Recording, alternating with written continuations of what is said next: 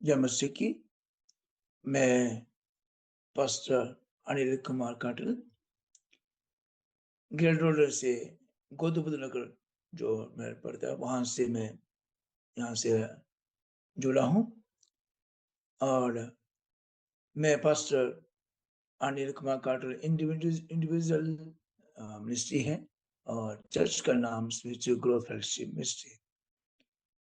मेरा परिवार में मेरी वाइफ मनीषा काटल जो एक टीचिंग करती है, वो एक अर्सलाइन सीनियर सेकेंडरी कॉन्वेंट स्कूल में काम कर रही है। और मेरे बच्चे बेटा है अभिषेक सैमुअल कार्टर, वो 11th स्टैंडर्ड में है। और मेरी बेटी वो 6th स्टैंडर्ड में है, अडिना कार्टर। और मेरा बचपन जो है वो एक हिंदू फैमिली से मैं पैदा हुआ हूँ। यहाँ मेरे गांव का जो नाम है वो द्रुंग है, जहाँ मैं पैदा वो नुगाड़ा। द्रुंग जो है वो एक पोस्ट ऑफिस के साथ में है। यहाँ एक तहसील बिलावर और डिस्ट्रिक्ट कठुआ जम्मू एंड कश्मीर में वो आता है। मेरा जन्म 1975 18 जनवरी को हुआ था और शनिवार का समय था और शाम के 7:30 बजे। मेरा शनिवार और 7:30 बजे का टाइम मेंशन करना एक यहाँ पे खास बात को जिक्र करता है, क्योंकि मेरे जो परिवार, मेरे जो लोग हैं, वो उनके कहने के अनुसार जो टिबला है वो इस प्रकार से कहता है कि शनिवार का जन्म और शाम का जन्म ये एक शनि ग्रह को दर्शाता है और आपके ऊपर शनि ग्रह है। उन सारी बातों को देखते हुए मेरा बचपन सच में जब मैंने अपने जीवन में देखा, सो मैं जब 8-9 साल का था तभी हमारे घर में कारखाना है सभी चीजों का। वहां पे भी मोटर के बीच में मेरा गर्दन आने वाला, तो वहां से मैं बचा। दूसरी बार मैं काम करते करते सर्दियों के टाइम में कपड़ा था वो उसमें फंस गया और मैंने कपड़ा छोड़ दिया, मैं फिर बच गया। और तीसरी बार मैंने एक्सपेलर जो मस्टर्ड ऑयल का होता है उसमें काम कर रहा था, तो वहां पे मेरा बाजू फंस गया और बाजू मेरा टूट गया, लेकिन मैं फिर वहां से बचकर निकला। ये परमेश्वर मेरा जीवन में उस समय काम किया बचपन के अंदर। और जब मैं 18-19 साल का था तभी मेरे साथ घटना घटा जो मेरा बाजू फंसा। 10 साल 11 साल की मैं जो मैं मशीन में था, मेरे साथ जो गर्दन कटने के लिए। और 15-16 साल की उम्र में जब कपड़ा फंसा था। ये सारी बातें मेरे जीवन में जब हुई और उसके बाद जो मैं यीशु से पहले, यानी कि यीशु मसीह के विश्वास करने से पहले का जीवन की बातें मैं आपको बता रहा हूँ जो बचपन मेरे साथ हुआ। और उसके बाद मेरे साथ बाइक से बहुत सारे एक्सीडेंट हुए, बार बार गिरता गया, बार बार मुझे चोटें मेरे घुटनों में लगा, लेकिन मैं फिर भी बार बार बचता गया। मेरे पिताजी का नाम श्री पूर्ण चंद है, वो तहसीलदार रिटायर हैं गवर्नमेंट गजट पोस्ट से तहसील बिलावर के अंदर। और मेरी माता जी लता जी वो हाउस वाइफ है। और मेरे भाई मुझसे छोटा वो सुनील दत्त है, वो एक बैंक में मैनेजर का कार्य कर रहे हैं। उससे छोटा तीसरे नंबर पे है वो आर्मर आर्मी से रिटायर है। वो इस समय पापा के पास मदद करता है घर पे अपना कार्य छोटा सा बिजनेस के साथ। और मेरी जो पढ़ाई है वो मैंने 93 में मैंने 10th पास किया। 96 में मैंने 12th पास किया। उसके बाद मैं वहां से निकल गया घर की मजबूरियों की वजह से। और 2013 में मैंने CDS किया। 2014 में मैंने डीटीएच किया और 2016 में मैंने बीडीएच किया और उसके बाद मैंने 98 में मैंने जॉब किया पहला, जो मैंने पावर ग्रिड के बीच में, जो मेरी एक जो शुरुआत थी एक जॉब के लिए 98 में, वो एक पावर ग्रिड एक कंपनी है, उसके अंदर मैंने काम किया है। और उसके बाद 1 साल के बाद प्रोजेक्ट खत्म हो गया, उसके बाद फिर कुछ काम नहीं था, तो मैंने फिर से 98 में 99 में चला गया वहाँ जम्मू में। वहाँ से वकील के साथ, एक जज थे, उनके साथ मैंने एज ए काम किया, उनका असिस्टेंट बन के। 97 में पावर ग्रिड है और 98 में ये जज के साथ मैंने काम किया। 1 साल के बाद उन्होंने वहाँ से ही मैंने छोड़ दिया, मतलब वहाँ से उन्हें बंद कर दिया, क्योंकि वो कोर्ट का वो दूसरी जगह चले गए। फिर आगे 99 में अपने वापस घर पे। सो 99 में तक मेरा जो जीवन था वो एक बहुत ही संघर्ष में और पीड़ा में और तकलीफ में था, क्योंकि घर के अंदर मैं सबसे बड़ा बेटा और बड़े बेटे के नाते मैं सब की नजर मुझ पर थी, हर काम करने के लिए, हर बातचीत करने के लिए। उसके बाद मैंने जब 99 में मैं बहुत दुखी होकर अपने जीवन में परेशान था। जब उसमें परेशानी के बीच में बहुत अ, छोटे-बड़े भी मुझे कहते थे, निकम्मा है, बेकार है, किसी काम का नहीं है। तो मैं अपने आप को बहुत फ़ील करता था कि बड़े हैं तो कोई बात नहीं, पर छोटे भी मुझे उसी नज़र से देखते हैं जिस नज़र से बड़े दिख रहे हैं, तो थोड़ा-सा हर्ट महसूस करता था। बट अपने अंदर ही अंदर मैं इस बात को, ये चीज़ को मान लिया था कि शायद हो सकता है कि मेरा जीवन ऐसा ही है, निकम्मा ही है, बेकार ही है, किसी के लायक नहीं है। क्योंकि घर के अंदर सारे काम, अपने ज़मीन से लेकर भाई-भैंस तक सारे काम मुझे करना पड़ते थे। स्कूल से आकर सब कुछ, पढ़ाई का कोई मुझे पूछता नहीं था, जो भी सेल्फ स्टडी किया, वो मैं खुद किया। जो परमेश्वर मुझे वहाँ भी मदद, मैं परमेश्वर उस समय जानता नहीं था, बट उस समय जो भी चीज़ें हो रही थी, वो मेरे साथ-साथ बीत रही थी, जो मैं कर रहा था उस समय मेरे साथ। तो मुझे लगता है कि शायद ज़िंदगी ऐसे ही है। लेकिन मेरी लाइफ़ में जब जैसे मैं आगे बढ़ा और उस समय 99 में एक दिन रात को मैं परेशान हो गया और उसकी परेशानी का अर्ज़ है कि मैं हमेशा, मैं प्यार, एक बेटे को प्यार चाहिए, माँ-बाप का प्यार चाहिए, भाई-बहन का प्यार चाहिए और घर में एक स्थान चाहिए। अगर बड़ा बेटा है तो उसका एक जगह है, बट वो चीज़ नहीं मिला, जिसके कारण मैं अंदर ही अंदर टूटता गया और एक अच्छी फैमिली होने के कारण भी मुझे वो चीज़ नहीं मिला जो एक बेटे को मिलना चाहिए।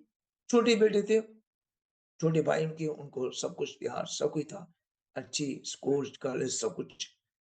बट मेरे साथ वैसा नहीं था। मैं सरकारी स्कूल से पढ़कर निकला, वो सब प्राइवेट स्कूल में से होकर निकले। तो उस वजह से मेरे अंदर एक थोड़ा-सा मन में था कि मैं इतना निकम्मा है कि मुझे सरकारी पढ़ाकर मुझे अ, किसी काम न किस लायक नहीं। तो मैं एक दिन शाम को छत के ऊपर चला गया और बहुत रोया। और रोने का कारण ये था कि मैं अपने आप को इस प्रकार से सोचता था कि घर के कहने के अनुसार, टिबले के अनुसार मेरा जीवन जो है वो शनि मेरे साथ है और ये दुःख मुझे लाइफ पूरी ज़िंदगी भर झेलना पड़ेगा। एक्सीडेंट हो रहे हैं, तकलीफ हो रही है, बार-बार बचते निकलता ना, पता नहीं कब क्या हो जाएगा, मालूम नहीं। पर उस समय तकलीफ में ये था कि मेरा साथ कोई नहीं था, मुझे इतना अपने मन में ठूस चुका था कि अच्छा है कि इस दुनिया से चला जाए। पर जब उस दिन छत के ऊपर में जाके रोया, कोई 3 घंटे का सीन था। रोया और ऊपर रात का समय था, 7 साढ़े 7 बजे। मैंने ऊपर देखा तो बिल्कुल बादल नहीं था, साफ-सुथरा आसमान था, तारे थे, चाँद था। तो मैंने अपने अंदर से रोते हुए इस आवाज़ को कहा कि सुना है, कोई ऊपर है, कोई आसमान के ऊपर है, जो सबकी सुनता है। क्या सच में मेरी भी कोई सुन रहा है? या सच में मेरे दर्द को कोई महसूस कर रहा है? मुझे बात करने के लिए मेरे साथ कोई नहीं था। ना मेरे पिता, ना मेरी मदर, ना मेरा कोई भी नहीं। अपने होते हुए भी मुझसे बात करना पसंद जान नहीं पाते थे और मैं अंदर-ही-अंदर उन बातों को लेकर बहुत दुखी था। उस दिन मैंने वो 3 घंटे छत के ऊपर जो मेरे मन में था, मैंने ऊपर कोई है करके मैंने बता दिया, मैंने रोकर। उस समय मैं 3 घंटे वापस नीचे आया, बिना खाए-पिए सो गया। रात भर रोता था क्योंकि पूरा बिस्तर मेरा मेरा जो तकिया वो पूरा भर जाता था आँसू से। सुबह उठते ही मैं अपना आँसू पोंछकर और अपने काम पे और जो भी था सब कुछ करने शुरू कर देता था। ऐसे ही ज़िंदगी चल रहा था। लेकिन उसके जिस दिन मैंने प्रार्थना किया जिस दिन मैंने छत के ऊपर ऐसे करके कहा कि कोई तो है और वो आँसू मेरे रुक नहीं रहे थे। उसके तीसरे दिन मेरी बुआ जी हैं, यानी मेरे पापा, उसकी छोटी बहन, वो हैदराबाद में थी। वो मुझसे पहले प्रभु में आए और 92 में। मैं 99 में इस बात को की बात आपको बता रहा हूँ। तो उनके द्वारा उन लोग आए, उनको परमेश्वर ने दर्शन दिया कि आपका बेटा परेशान है, उसको जाकर बचा ले। उन्होंने दर्शन मेरे साथ आकर शेयर किया और उस समय आए और तीसरे दिन वापस मेरे पास घर पहुँचे और उन्होंने मुझसे बोला कि ये बाइबल है और इसको पढ़ना, अच्छा लगेगा। बस ये 2 शब्द मुझे बोले और दूसरे दिन वो वापस चले गए। क्योंकि उन्होंने मुझे कहा था मैं स्पेशली बाइबल देने के लिए आई हूँ, आपके लिए। परमेश्वर ने मुझसे बात नहीं किया, पर घर वालों को ये बात नहीं बोला क्योंकि उन्होंने बोला कि मैं किसी काम से आई थी पंजाब में, इसलिए सोचा घर पे होके जाए। मैं जब उस बाइबल को देखा, सुना, तो मुझे कुछ समझ में नहीं आ रहा था। पढ़ने का मन था क्योंकि मेरा जो सब्जेक्ट था वो उर्दू था और मुझे बाइबल जो मिली थी वो हिंदी में थी। मुझे उसको पढ़ने के लिए बहुत समय लगा, बहुत संघर्ष करना पड़ा, जोड़-जोड़ करके पढ़ना पड़ा। बट उस समय जब मैं बाइबल पढ़ने लगा, कुछ महीने बाद, 2-3 महीने के बाद, 3 महीने बाद मुझे थोड़ा-थोड़ा कुछ अच्छा लगने लगा, जिससे मैं बाइबल पर जोड़ करके पढ़ने लगा और कुछ बातें अच्छी लगने लगी और मैं ज़्यादा-ज़्यादा टाइम पढ़ने में रखता था और फिर जब जैसे अच्छा लगा, तो मैं बहुत बाइबल पढ़ना शुरू किया। प्रार्थना करने नहीं आता था, क्या प्रार्थना करना है? जो मुँह में आता था वैसे बोलता था। पर उस 99 के पूरे नवंबर-दिसंबर तक आते-आते यानी कि 8-9 महीने हो गया था मुझे ऐसा करते-करते बाइबल पढ़ते। उस 8-9 महीने के अंदर मैंने बहुत चीज़ों को बाइबल से सीखने में मिला, सुनने में मिला और जैसे पढ़ने लगा, प्रार्थना करना धीरे-धीरे करने लगा। फिर प्रार्थना करते-करते अन्य भाषा में भी प्रार्थना का वरदान परमेश्वर ने वहाँ मुझे दिया और जो वचन मुझे अच्छा लगता था, जो जो दिल को छू लेता था, उसको मैं अ, दीवार में लिख कर रख देता ताकि आते-जाते उसको रोज़ पढूँ। उस समय जब ऐसा चल रहा था तो मैं पूरे कमरे को अपने एक चर्च का टाइप का बना दिया। लेकिन उस समय मुझे मालूम नहीं था कि चर्च क्या होता है, चर्च का हाल कैसा होता है, चर्च के अंदर क्या-क्या होता है, मालूम नहीं था। पर वो चीज़ जो मुझे बाइबल पढ़ने से लग रहा था, मुझे अंदर से जो मैं फ़ील कर रहा था उस चीज़ को मैं रख रहा था। जैसे एक दिन हुआ तो जब पवित्र आत्मा का वरदान मेरे पास आया तो मैं डर गया। मैं सोचा शायद मैं क्या बोल रहा हूँ ये शब्द जो है मैं कभी सुने नहीं थे। मैं अपनी बुआ को फ़ोन किया कि ऐसे-ऐसे मेरे साथ हो रहा है। उन्होंने बोला, "ये परमेश्वर का वरदान है, पवित्र आत्मा आपके अंदर काम कर रहा है और ये अन्य भाषा का वरदान है। इसको लो और रोको मत।" तो मुझे समझ में आया कि ये परमेश्वर की ओर से है। तो मैंने उसको कंटिन्यू रखा और वहाँ पे मुझे 8-9 महीने, 10 महीने तक वो कंटिन्यू मैंने वहाँ एक कमरे के अंदर प्रार्थना करना शुरू किया और मैंने पढ़ना शुरू किया और वहाँ परमेश्वर ने मुझसे एक बात किया। यूहन्ना की किताब उसका चैप्टर 1 उसका 12 पद में कि जितनों ने उससे विश्वास किया, उसने उन पर अपने संतान होने का अधिकार दिया और उन्हें जो उस पर विश्वास करते थे। ये जो वचन मुझे उस समय मिला तो मैं सच में अंदर से जो मेरे अंदर सवाल थे, मुझे किसी ने बेटा करके नहीं पुकारा था। मुझे कभी प्यार किसी ने किया नहीं था। जो मेरे अंदर कमी था, जो मुझे चाहिए था, वो मेरे पिताजी की वजह से या माता-पिता की वजह से, भाई-बहनों की वजह से नहीं मिला। हालाँकि सब कुछ अच्छा, सब कुछ ठीक है, परिवार सब लोग ठीक थे, पर मैं बड़ा और काम-काज और सबकी नज़र में निकम्मा, तिरस्कार और ठुकराया हुआ। उनके लिए, मेरे जीवन के लिए कोई कीमत, कोई वैल्यू नहीं था। पर यहाँ परमेश्वर कहता है कि मैं अपनी संतान का होने का अधिकार, जो मुझ पर विश्वास करता है, तो वहाँ पे मेरे अंदर एक बहुत सुकून आया। मुझे बहुत अ, अच्छा लगा, ये कौन है जिसको मैं नहीं जानता, पर ये मेरे बारे में जानता है। ये कौन है जिसको मैं नहीं जानता और जिसको मैं कभी देखा नहीं, कभी सुना नहीं, और ये कहता है कि जो मुझ पर विश्वास करता है, मैं उसको अपनी संतान होने का अधिकार या अधिकार का ज़िक्र करता है। तब मेरे मन में ये चीज़ आ गई, चाहे कुछ भी हो जाए, अब जो विश्वास से पहले की ज़िंदगी और यहाँ पे विश्वास करने के द्वारा जो ज़िंदगी मेरी बदलना शुरू हो गई। मेरे अंदर एक विश्वास आना शुरू हो गया, और वो विश्वास ये था कि मुझे किसी ने बेटा करके पुकारा है। मुझे किसी ने अपनी संतान का अधिकार ठहराया।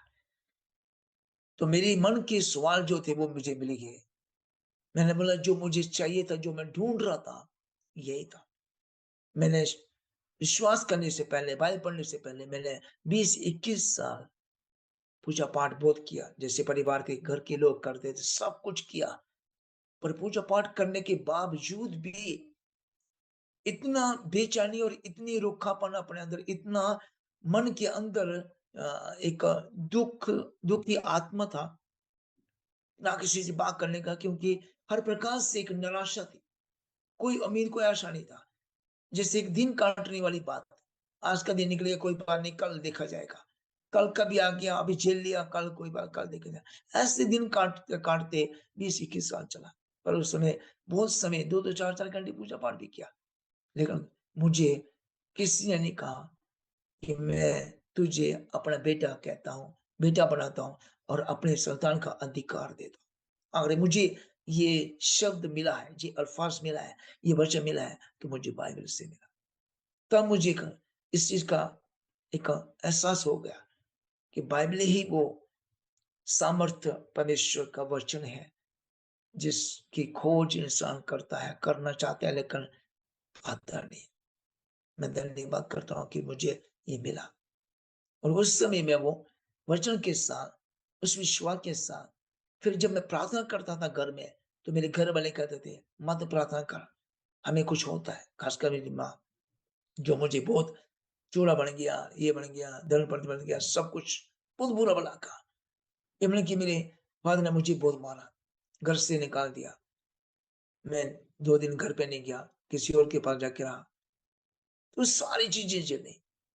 उसके बाद भी, लेकिन यहाँ पे जब देखा कि कोई तो है प्रेम करने वाला, जब मैं अपने जीवन को बरकरार किया, तो मुझे परमेश्वर ने उस वचन के द्वारा उत्साहित किया।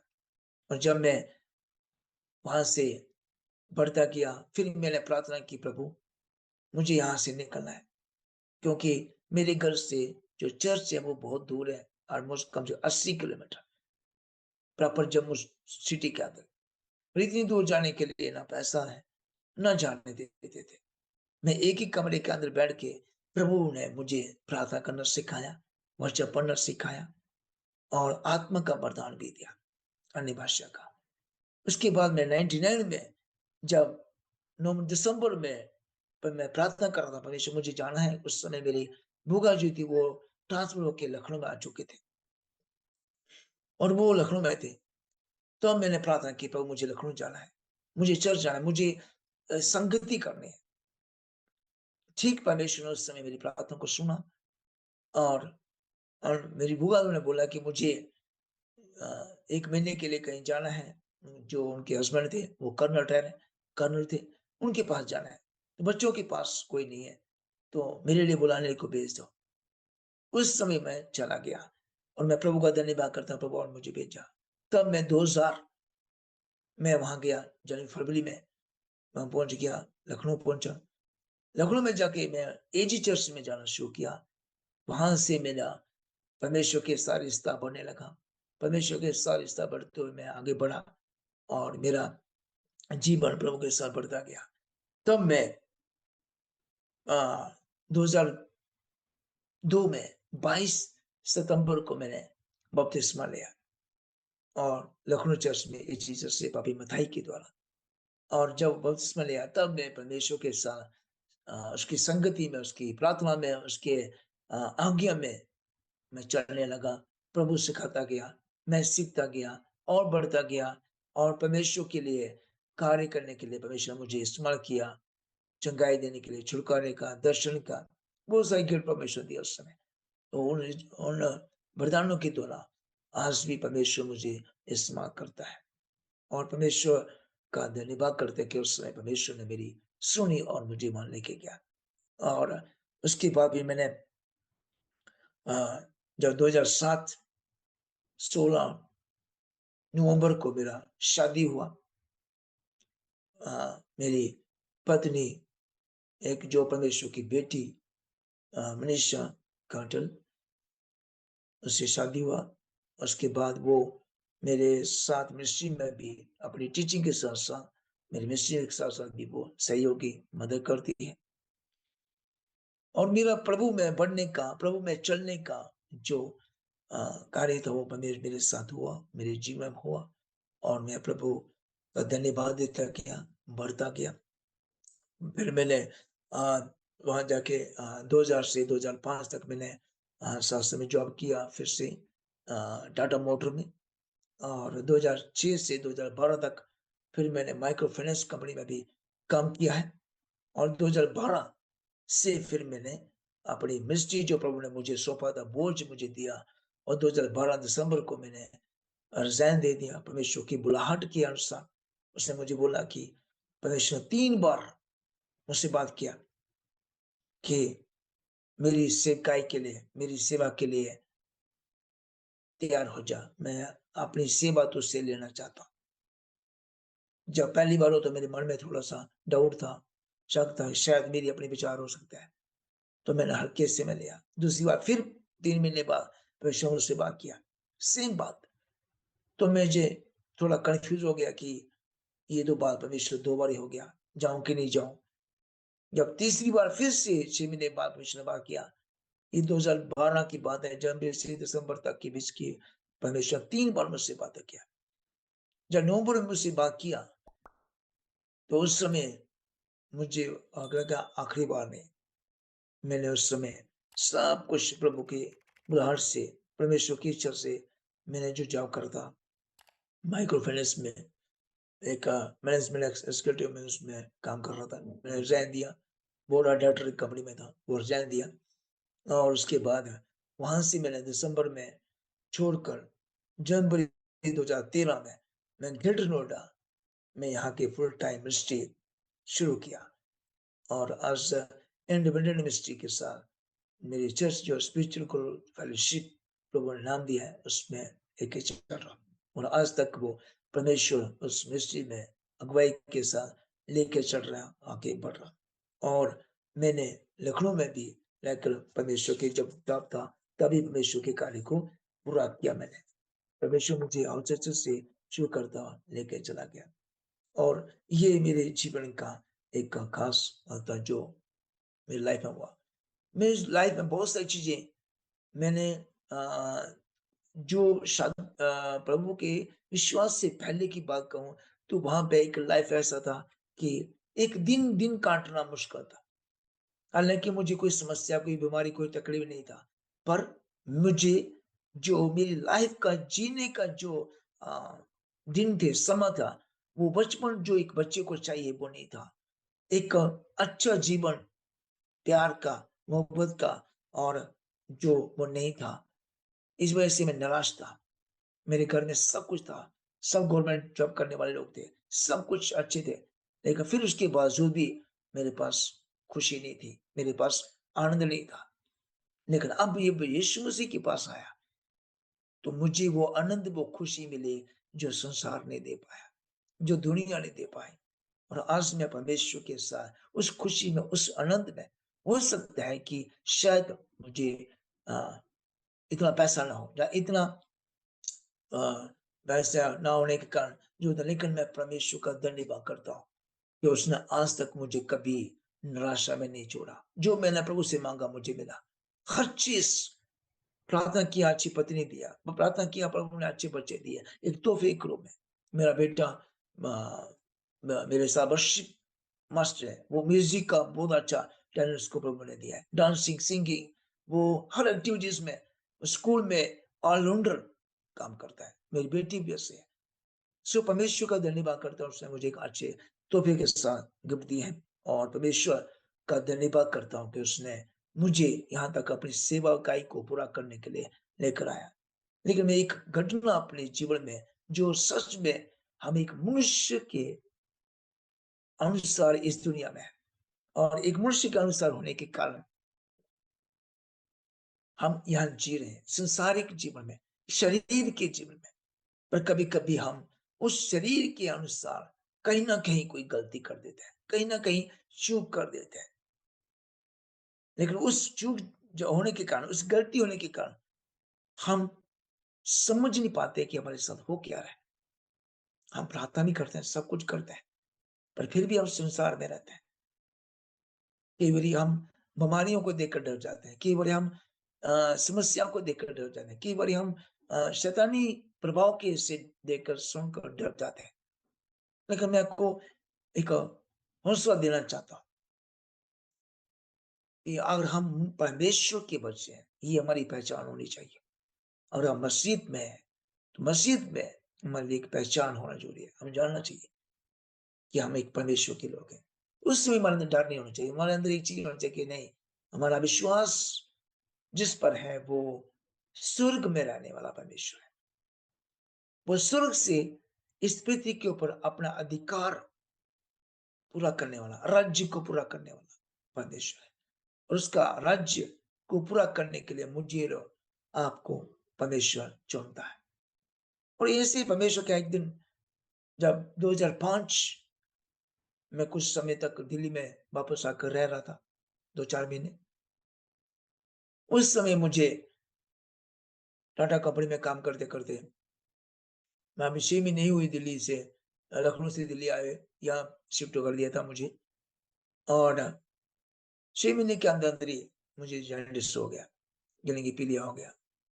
मुझे पता नहीं था, रोज़ जाना, काम करके शाम को वापस लौटना 10-11 बजे और एक दिन ऐसे पेट में दर्द हुआ, डॉक्टर के पास गए, उन्होंने बोला कुछ नहीं है बस थोड़ा फ्लू है, दवाई दे दिया, आँख में डालो, इसको खा लो, ठीक हो जाएगी।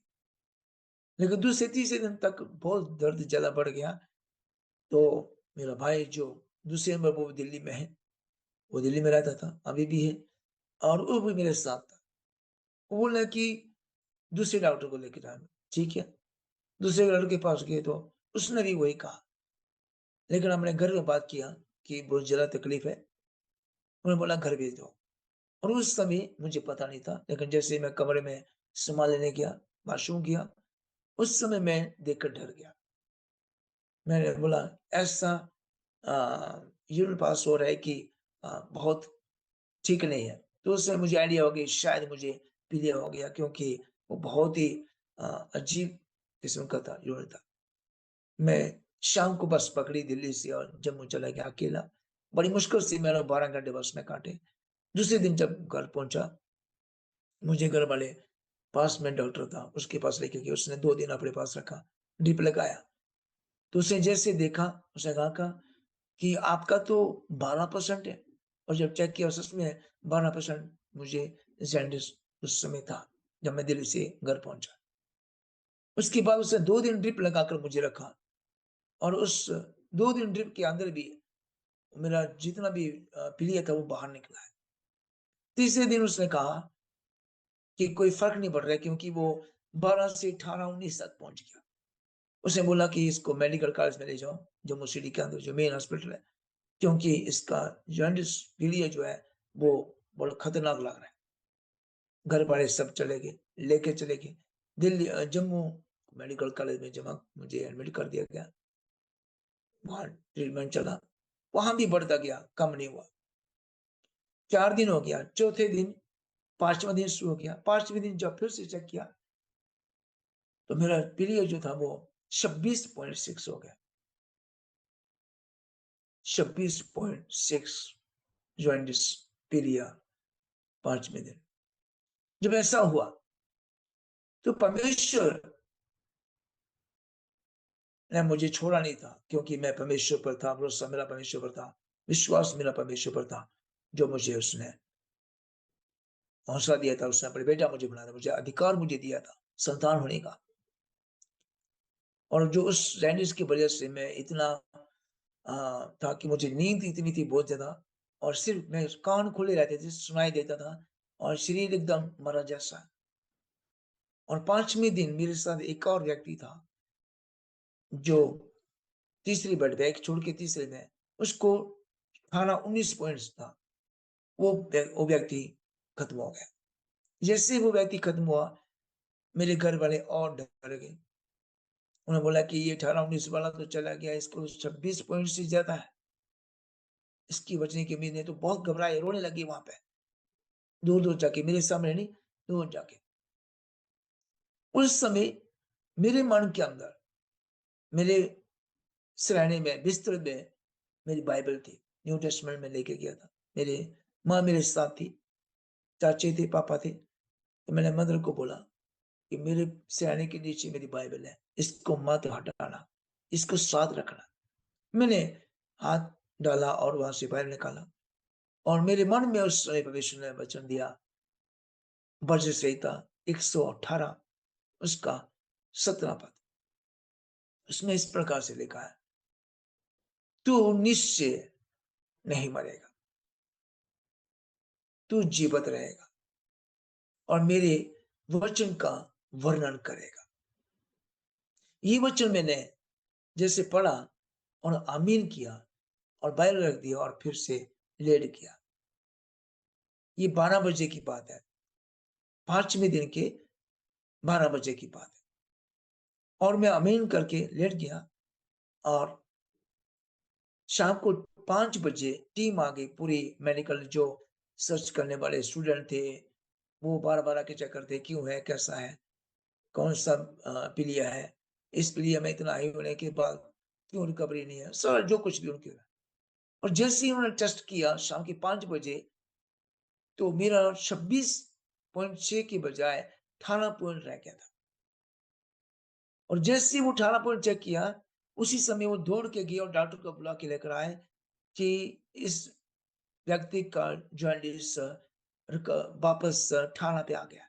सब टीम दौड़ के आए, सब चेक करने लगे। मेरी माँ को, मेरे घर वालों को पूछने लगे, "क्या खिला दिया इसको? क्या कर दिया इसको?" वो एकदम हैरान हो चुके थे, क्योंकि वो तीसरे दिन अपने हाथ खड़ा करके चले गए थे। वो आते थे, "हाँ, ठीक है, ज़िंदा है, ड्रिप चल रहा है", दुआएँ दे देते थे। क्योंकि उन्होंने देखा कि जब 26 पॉइंट बढ़ गया, तो उन्होंने उम्मीद छोड़ दिया फिर।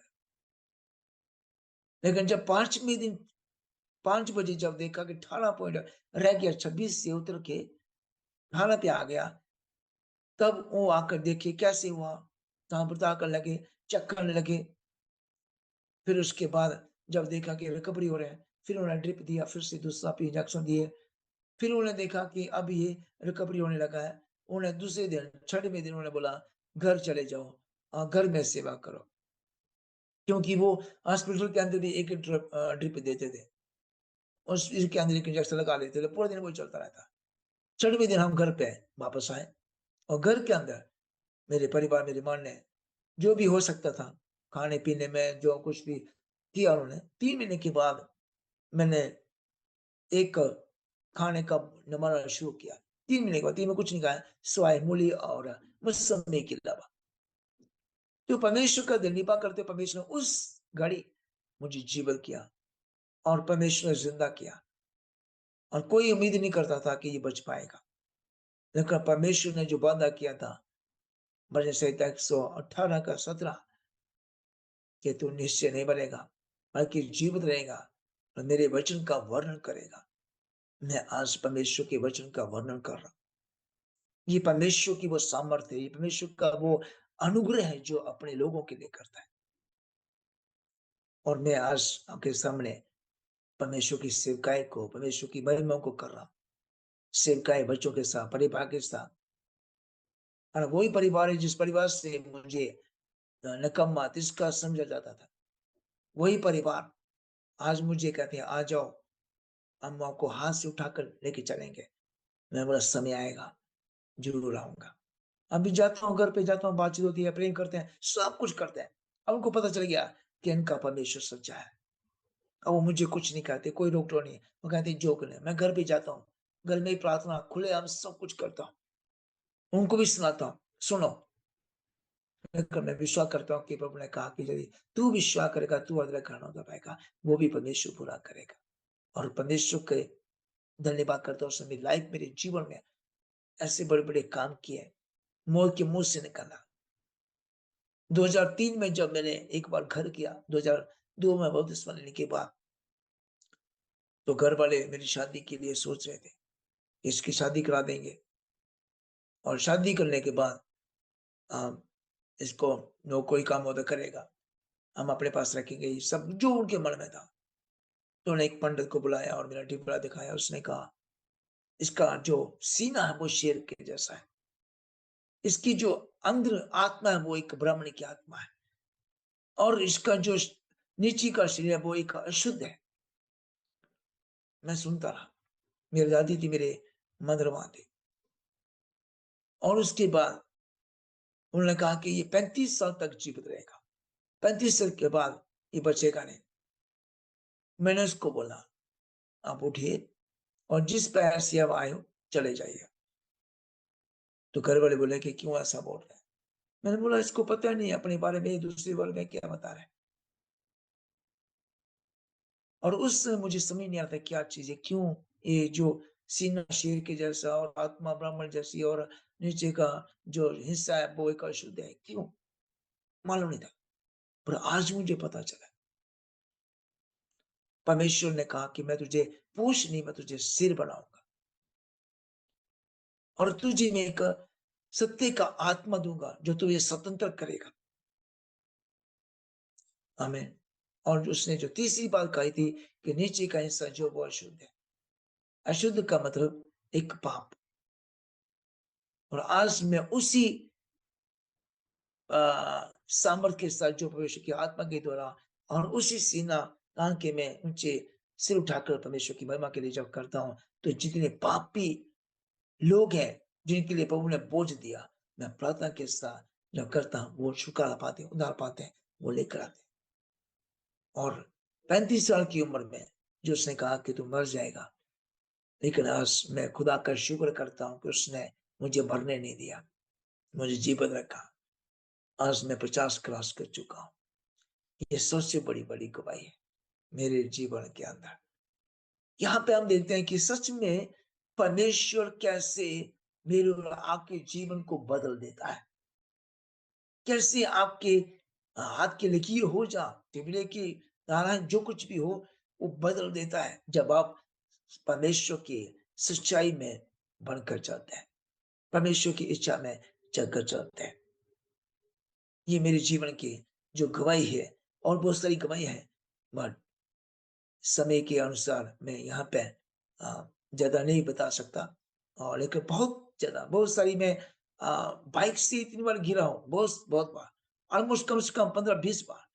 घुटने पूरे, मांस पूरे टूट गया, हड्डियाँ पूरा निकल गया, डॉक्टर ने बोला, "ये आपके घुटने खराब हो चुके हैं, ऑपरेशन करना पड़ेगा।"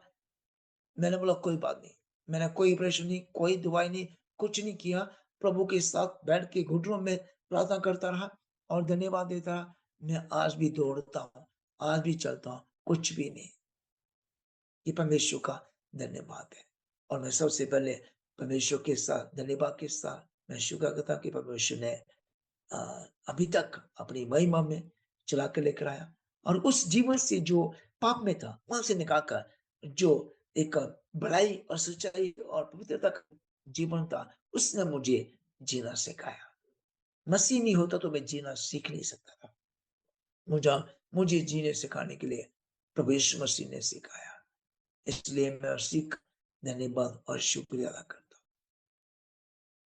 और साथ-साथ मैं शुक्रिया अदा करता हूँ पास्टर डैनियल जॉन जी का, जिन्होंने इतना प्रेम से इस मौके को दिया, इस अवसर को दिया, ताकि मैं एक गवाही को दे सकूँ।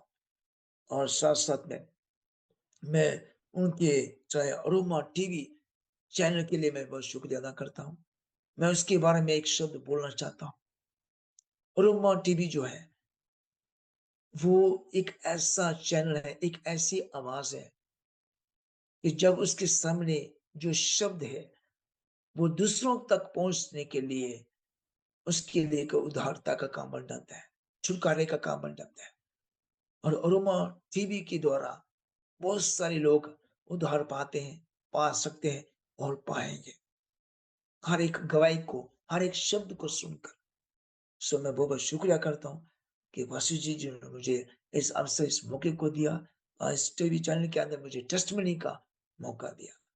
मैं बहुत-बहुत शुक्रिया करता हूँ और मैं चाहता हूँ कि दुआ करता हूँ कि परमेश्वर इस अरोमा टीवी के माध्यम से बहुत सारी गवाहियाँ ऐसी निकल के आएँ कि जो भी सुने वो उद्धार पाए और जीवन पाए। और पास्टर डैनियल जॉन जी के लिए मैं बहुत-बहुत शुक्रिया अदा करता हूँ। इन्होंने जी मुझे अपॉर्च्युनिटी दिया। Pastor ji God bless you. प्रभु जी मैं धन्यवाद शुक्रिया अदा करता हूँ कि जिस प्रकार से आपने मुझे माँ के गर्भ से ही चुन लिया, इसलिए मैं कभी नाश नहीं हूँ अभी तक। जो भी विश्वास से पहले मेरे साथ घटनाएँ, उसने मुझे आपने लज्जित शर्मिंदा या नाश नहीं होने दिया, बल्कि आपने जीवित रखा ताकि आपके राज्य के लिए मैं तैयार हो सकूं, मैं उसमें शामिल हो सकूं, जो आपकी इच्छा को पूरा कर सकूं। मैं प्रभु जी धन्यवाद करता हूँ इस गवाही के द्वारा जितने लोग इस अरोमा टीवी के द्वारा गवाही सुनने वाला हर परिवार, हर व्यक्ति, प्रभु जी वो आपकी महिमा को देखे, इस गवाही को सुनकर वो आपकी बड़ी सामर्थ को अपने अंदर महसूस करे, ताकि प्रभु वो ना कि शारीरिक बल्कि आत्मा से भी चंगा हो जाए। और प्रभु जिस प्रकार से आपने मेरी मदद किया, मुझे जीवित रखा, मेरे साथ रहे और अपनी इच्छा को पूरा करे, वैसे ही प्रभु जी सुनने वालों के भी साथ रहकर अपनी इच्छा को पूरा कीजिए। और साथ-साथ में अपने दास पास्टर डैनियल जॉन जी को भी और भी सामर्थ, और भी बुद्धि, और भी अपनी महिमा के कामों के साथ ऊँचा उठाइए। खुदावंद धन्यवाद करता हूँ, आज की इस प्रार्थना में सारा आदर, सारा महिमा आपको देते हैं। खुदा आपके बेटे प्रभु यीशु मसीह के नाम से माँगते पिता, सुनकर कहने कीजिए। आमीन। जय मसीह की।